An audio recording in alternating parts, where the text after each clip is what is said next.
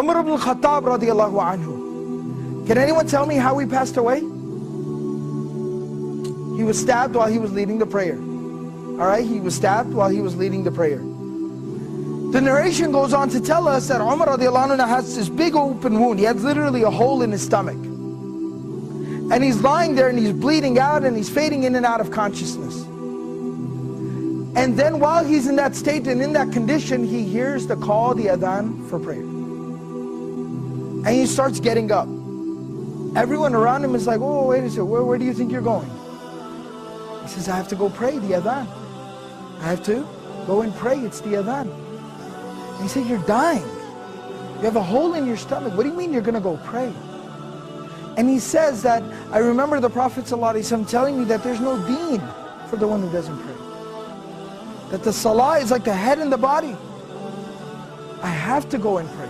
This was the commitment that these people had to prayer. As long as I'm alive, salah is something I do. That's the commitment, the connection that they had with prayer. So this is from Surah Maryam, Surah number 19, ayah number 31. My Lord has firmly commanded me to pray and to give charity or to purify myself as long as I am alive. Ma dumtu hayyan, as long as I remain alive. This is a statement of Isa alayhi salam. This is a very powerful reminder about our approach to prayer and how we approach prayer and how we perceive and think and how we implement prayer in our lives. You see, we're supposed to pray, it's saying, as long as I am alive. Till my last breath, I am committed to salah, to prayer. Now what does that exactly mean?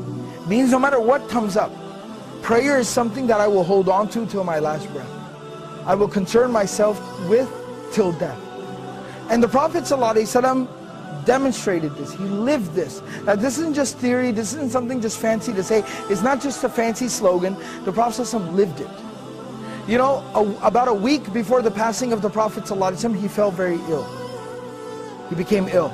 And the Prophet ﷺ was incapable of standing up and even walking on his own very soon after. So the Prophet ﷺ, what he did, Prophet ﷺ would send for two Sahaba. They would come to his home and they would carry him. He'd put his arms around their shoulders and they would literally carry him to the prayer like this. But he'd still go for prayer in this condition.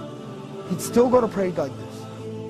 Teaching us, prayer is something we do till our last breath.